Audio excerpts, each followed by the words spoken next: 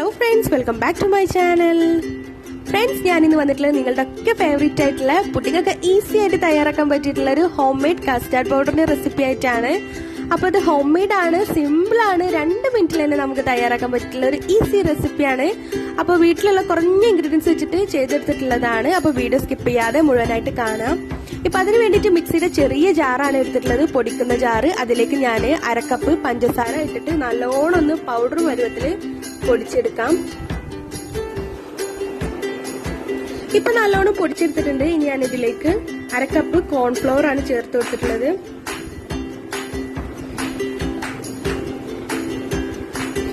ഇനി അടുത്തതായിട്ട് ഇതിലേക്ക് നമുക്ക് ഒരു 1 ടേബിൾ സ്പൂൺ മിൽക്ക് പൗഡർ ചേർത്ത് കൊടുക്കാം. 1 ടേബിൾ സ്പൂൺ മതി, ഒരുപാടൊന്നും ചേർക്കേണ്ട. ഇനി ഞാനിതിലേക്ക് കളറിന് വേണ്ടിയിട്ട് യെല്ലോ കളറാണ് ചേർത്ത് കൊടുക്കുന്നത്.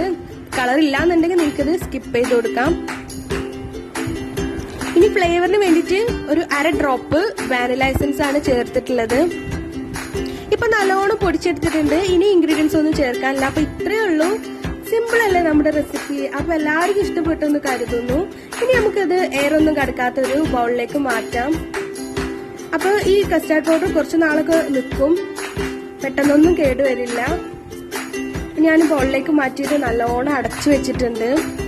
അപ്പൊ നിങ്ങൾക്ക് എന്റെ വീഡിയോ ഇഷ്ടപ്പെട്ടെന്ന് കരുതുന്നു. അപ്പൊ നമുക്കിപ്പോ പുറത്തൊന്നും പോയി പുഡിംഗ് പൗഡർ ഒന്നും വാങ്ങാൻ പറ്റില്ലല്ലോ.